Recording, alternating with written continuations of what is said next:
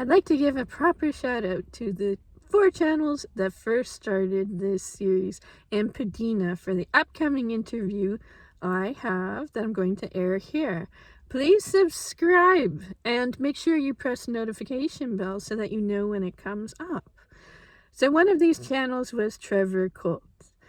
And I ought to say, if you haven't subscribed to him, why not?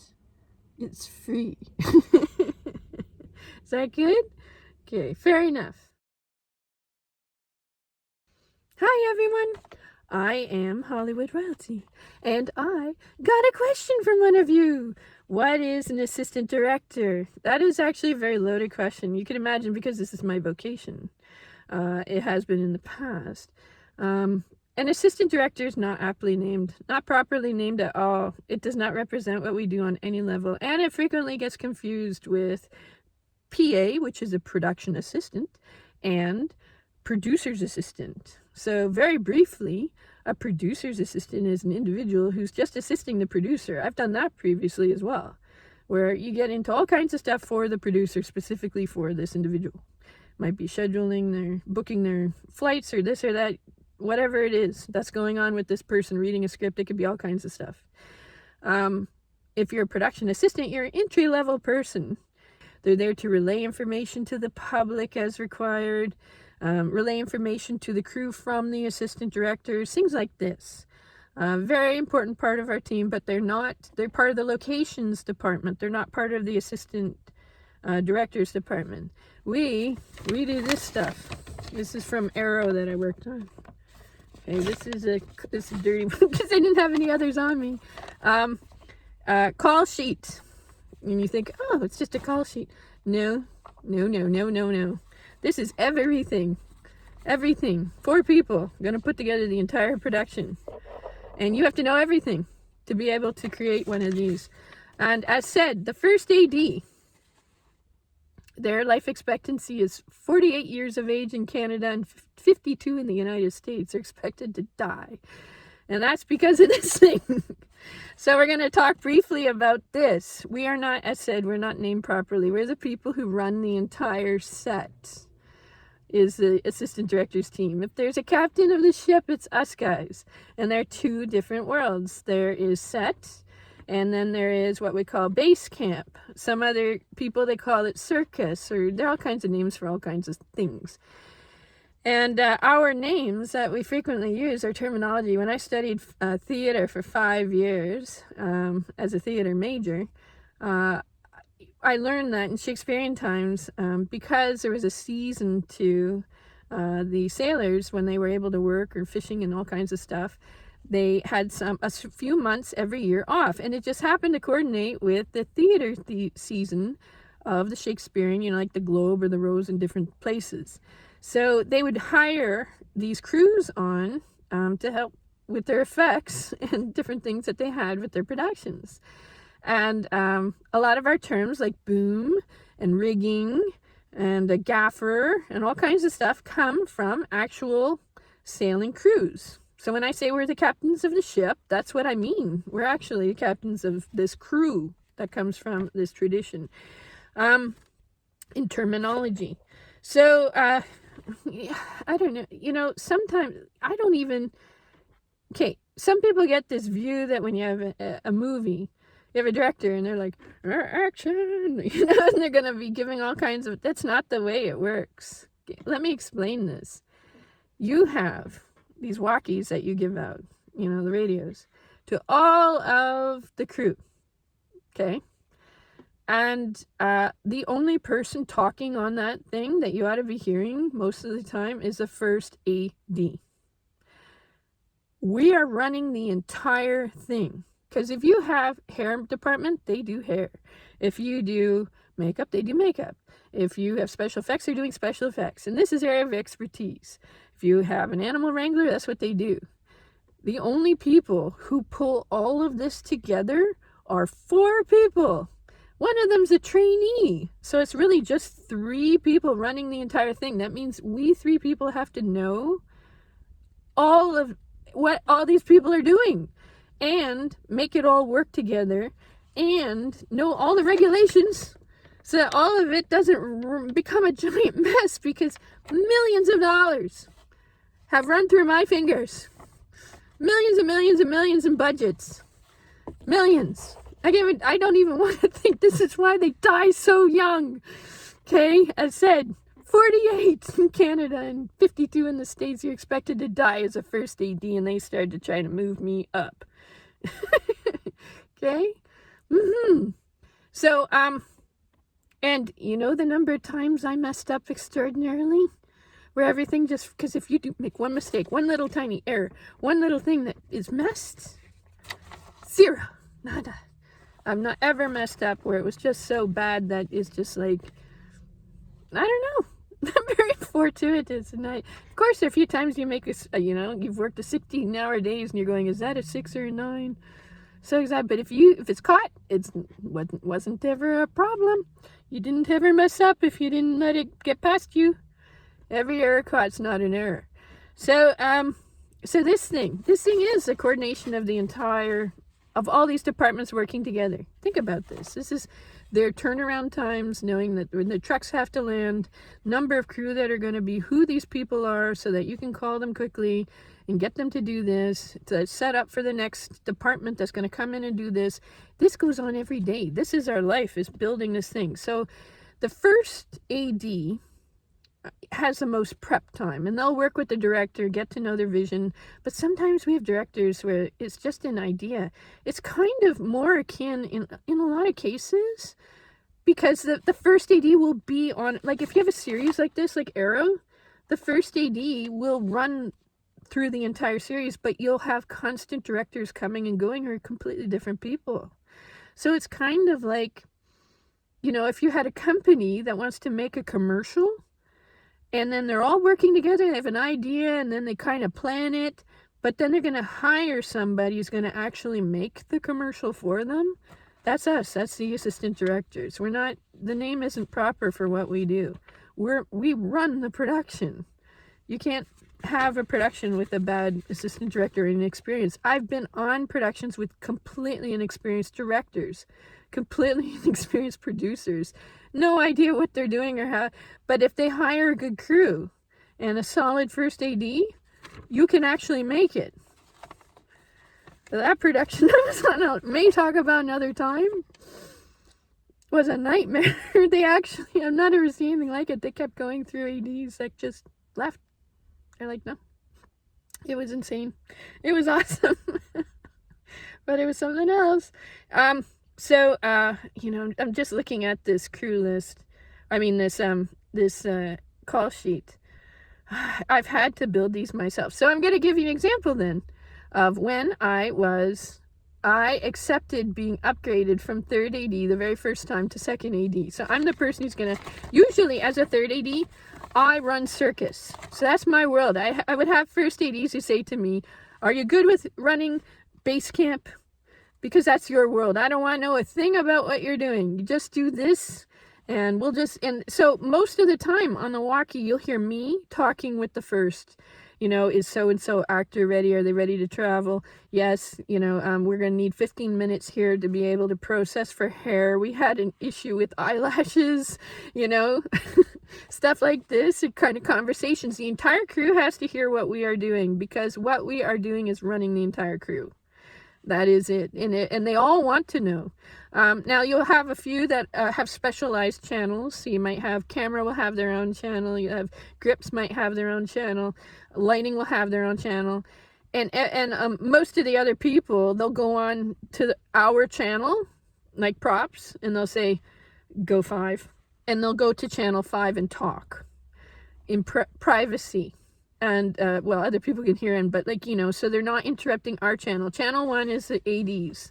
They're just listening to us all day long and whatever we're saying, because, if I say somebody's about to travel in 15 and it's raining out, wardrobe goes, okay, they're going to be landing. Let's get our umbrellas ready so that we can be with the shuttle when it lands. And I'll say to them, our wardrobe friends, do you have a umbrella ready and standing by, or should I send one in the shuttle with them? Or whatever it is that needs to be coordinated. So, and then hair and makeup will make sure that they travel. they might hear it and they'll go, oh, they're going to be traveling, you know, and then maybe if it's a animal that's going to be in the scene, they'll be like, oh, okay, well, let's wake them up from their nap. You know, everything goes around what we're talking about on the walkie. We make the film, the ADs. The director doesn't go on the walkie ever. Hardly ever, ever. That's what modern filmmaking is. Directors sitting in village. Directors seeing it all. They may give feedback. They may look at, you know, what has been, we've worked it out in advance, what we're going to be filming. And the director is just kind of piecing it together as they go, in advance, what the editing's going to be, what specifically they're looking for. And of course, every director's different. If you're dealing with Tim Burton, the look, he is an artist when it comes to the look of a film. There's just no other way to say it. He's very involved, and it is reflected in everything he creates. You hired him for his eye. But there are other directors where their interests and their strengths are in editing. It might be music, it might be in different things. And we are creating this, and they are just giving bits of feedback here and there to make sure that the pieces are all coming together. And there you are. And so I was in bed just going to sleep, half asleep. I get this call from a first AD I'd not ever worked before named Kate. And I pick it up and I go, hi. She goes, is this Clark? I said, yes. She said, can you work tomorrow? I'm like, what? She said, I need you. I need you for a production. I need you to be a second AD. I said, oh, I've not ever been a second AD before. I'm the person making this. So everything works perfectly and there are no problems. Are you kidding me? She said, don't worry about it. Don't worry. It's just the first day. Everything's kind of worked out for the first day. You can get a bit caught up. I will work with you, but I really need you on this project. I really need you. And I'm going, what is it? What's going on? Because there is this thing in film called trial by fire.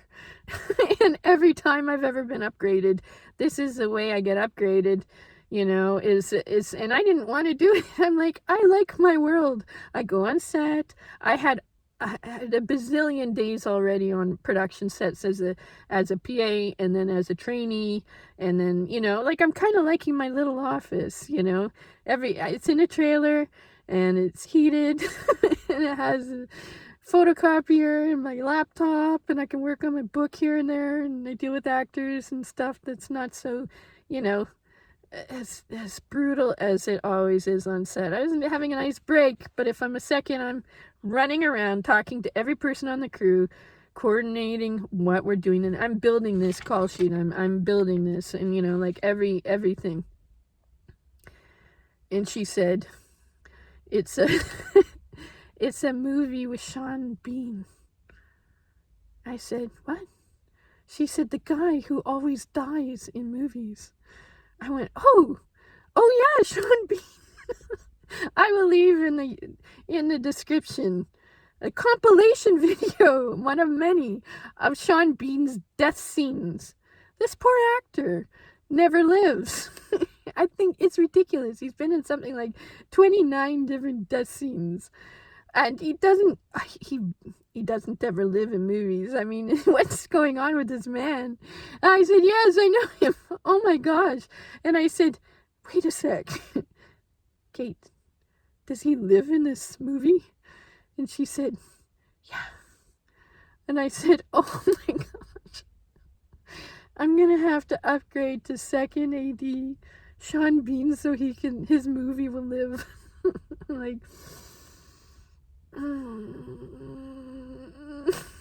it's a worthy cause. So I took it on. And that was my official first upgrade to being second AD. And near to death. Oh my gosh. It's not funny.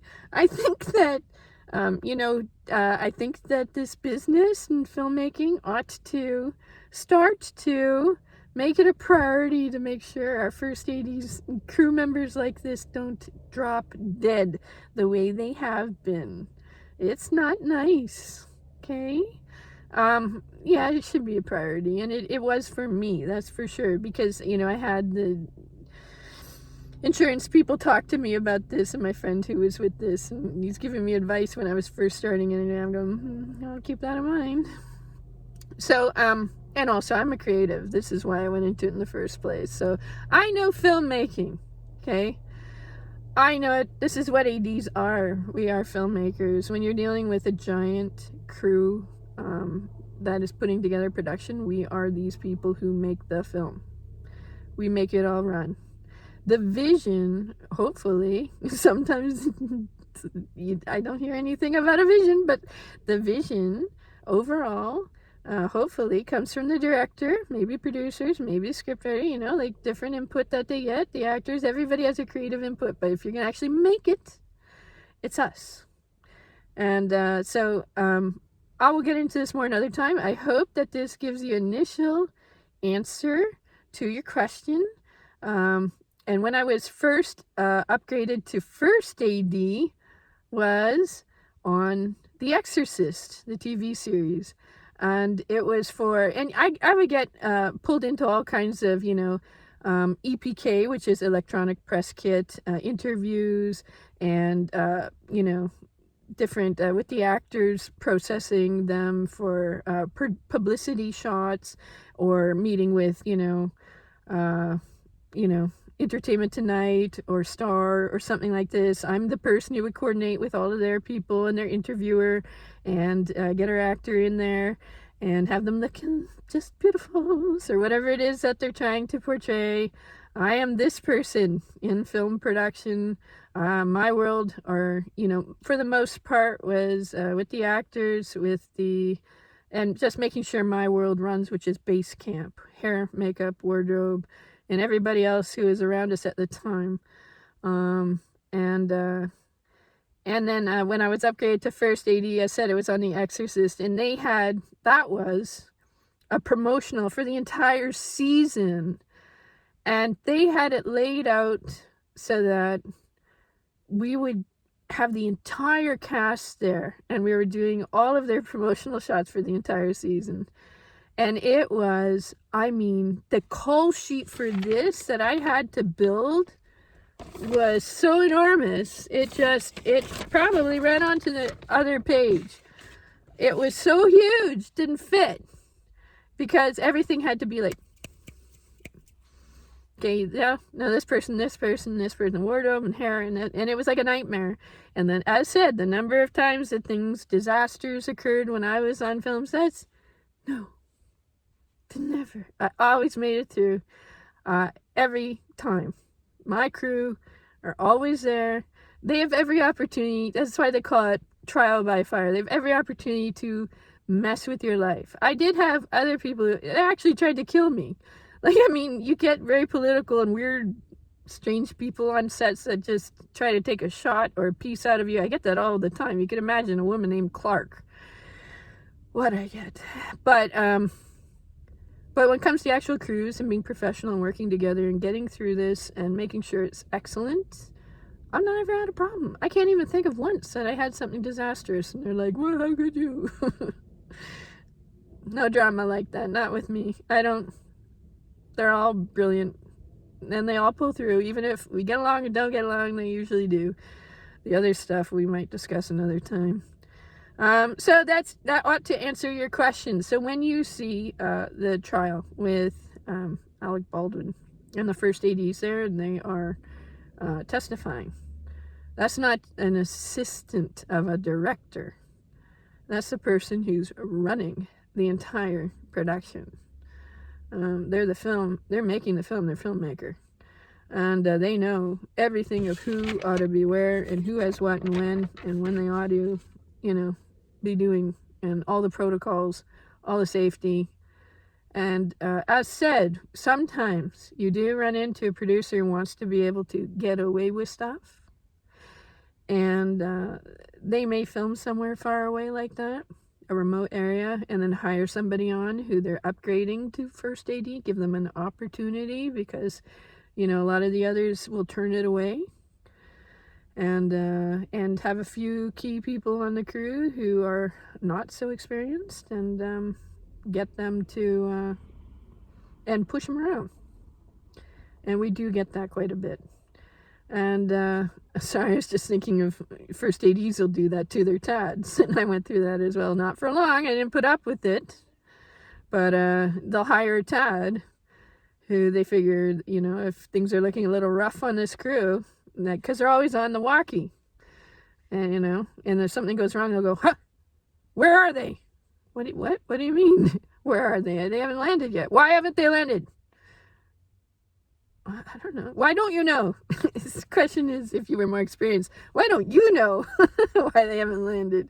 But they'll try to, just 2 or 3 times during the production, the TAD might get it in front of the entire crew, because that first AD wants to keep control on that crew and have everybody see them as a captain. So the poor little TAD is teamed up with the first AD through the entire production.